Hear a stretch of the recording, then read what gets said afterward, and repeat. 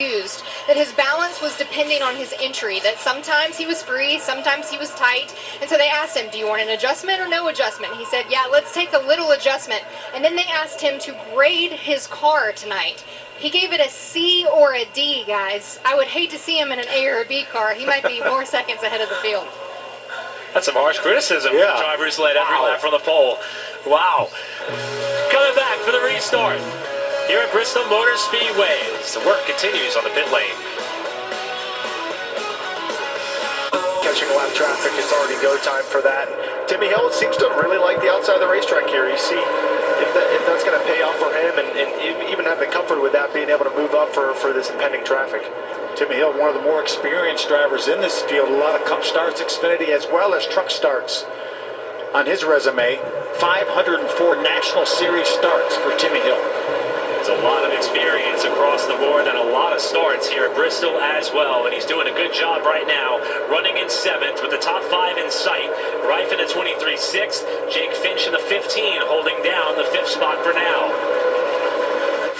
These guys know they've had one opportunity to adjust on these cars, and that was just now at that mid-race break. Let's see who made the right calls to make these adjustments. This is a great view as you see Jake Finch kind of give up the bottom a little bit as he's anticipating this lap car. And Tyler's going to have to make a decision of whether or not he wants to follow him through or try and push the issue. Got another lap car up the road, and they're going to be able to squeeze by to the top side, door to door in the battle for 5th. And Reif's got the edge in 3. Yeah, there's a lot of hope there for Tyler Reif to feel like that lap car was going to know that they were side by side coming up on him. Obviously, it worked for him. He played that really well and was able to get an advantage and kind of pull away. What we didn't see there is he had to sneak back up in front of that 48 car, so it was really tight quarters. Now Timmy Hill starts to light up the back end of the number 15 of Finch for what would be 6th place. And Hill starting to, I would say, voluntarily exercise that top lane, but the traffic is still a mess in front of this pack. And just like that, all that work that Tyler did is gone, and he's under threat of losing 2 spots. He lost 2. It may lose a 3rd spot here to the 70 of Annunziato.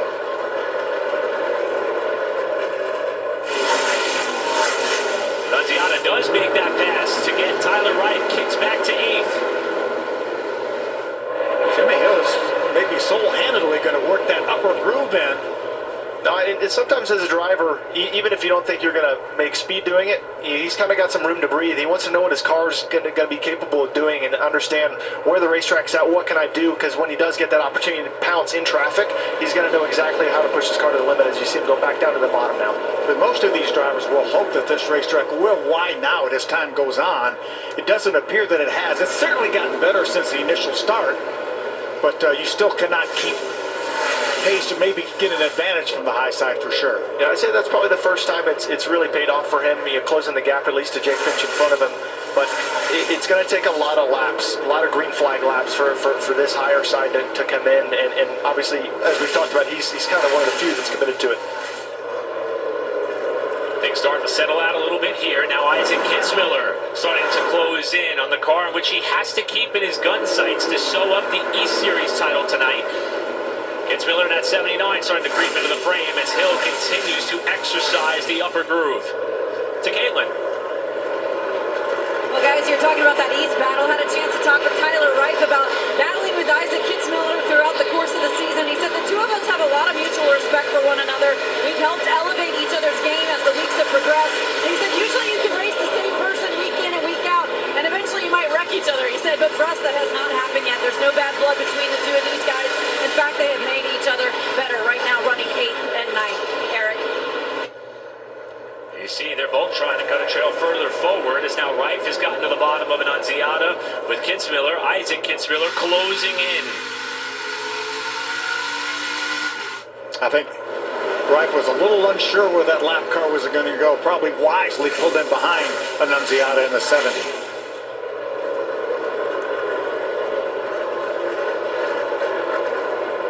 So Annunziato 7th, Reif 8th, Isaac Kitzmiller 9th. Lamar Scott rounds out the top 10.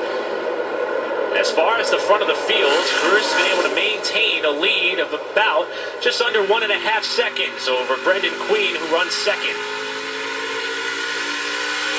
No huge surprise to see the 18 and the 28 running 1-2. 27 of the last 36 races since the beginning of last year, one of those two cars has gone to victory lane. 27 out of 36. Cruz got checked up there just a little bit, getting around Jackson McLaren in the 95, but not enough to cost him too much in the margin as he tries to protect that race lead.